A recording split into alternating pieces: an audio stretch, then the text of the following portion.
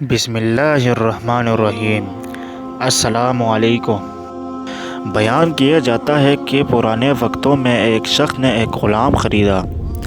غلام نے مالک سے کہا کہ اے آقا، میں آپ سے 3 شرطیں چاہتا ہوں۔ پہلی شرط یہ ہے کہ جب نماز کا وقت آ جائے تو مجھے نماز سے نہ روکنا۔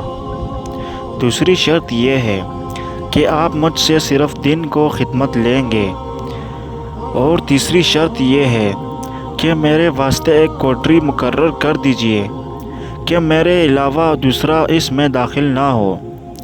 آقا نے کافی سوچ بچار کے بعد غلام کی یہ سب شرطیں منظور کر لیں۔ اس غلام نے مکان کی کوٹریوں کا چکر لگایا اور ایک ویران کوٹری کو پسند کیا۔ آقا نے کہا کہ تم نے یہ ویران کوٹری ہی کیوں پسند کی؟ اس نے کہا کہ اے میرے سردار، کیا آپ کو یہ معلوم نہیں کہ ویران جگہ اللہ تعالیٰ کی ذکر سے آباد ہو جاتی ہیں؟ چنانچہ وہ غلام رات کو اس کوٹری میں رہنے لگا۔ اتفاقاً اس کے آقا نے ایک رات ایک مجلس منعقد کی۔ پس جب آدھی رات ہوئی اور اس کے دوست احباب چلے گئے تو مالک اٹھا اور گھر کا چکر لگانے لگا۔ جب غلام کے حجرے کی چھت پر پہنچا تو کیا دیکھتا ہے کہ اس میں نور کی ایک کندیل نظر آ رہی ہے جو اوپر سے نیچے کو لٹکی ہوئی ہے، اور وہ غلام سجدے میں اپنے رب سے دعا کر رہا ہے۔ اور جب سردار نے کان لگا کر سننا چاہا تو وہ کہہ رہا تھا کہ اے میرے رب، تو نے دن میں مالک کی خدمت میری ذمہ واجب کر دی ہے۔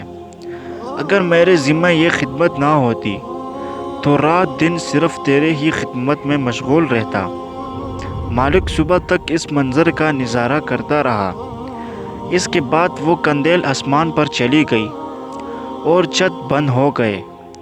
مالک نے اپنے بیوی سے یہ واقعہ بیان کیا کہ جب دوسری رات آئی تو مالک اور اس کی بیوی حجرے کی چھت پر پہنچے تو دیکھا کہ کندیل لٹکی ہوئی ہے اور غلام سجدے میں سر رکھ کر مناجات میں مشغول ہے۔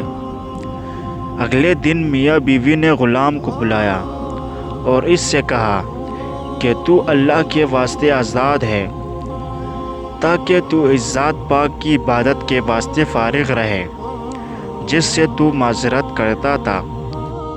اور ان دونوں نے غلام کو اس کی ان کرامتوں سے باخبر کیا جو انہوں نے گزشتہ رات میں طے کی۔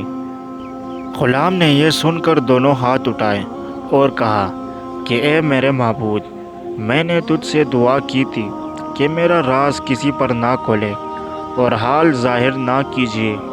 اب جب کہ آپ نے اس کو فاش کر دیا تو میری روح قبض کر کے اپنے پاس بلا لیجیے۔ چنانچہ وہ مردہ ہو کر گر پڑا اور اس کی روح آسمانوں کی طرف پرواز کر گئی۔ اللہ تعالیٰ اس پر رحم فرمائے، آمین۔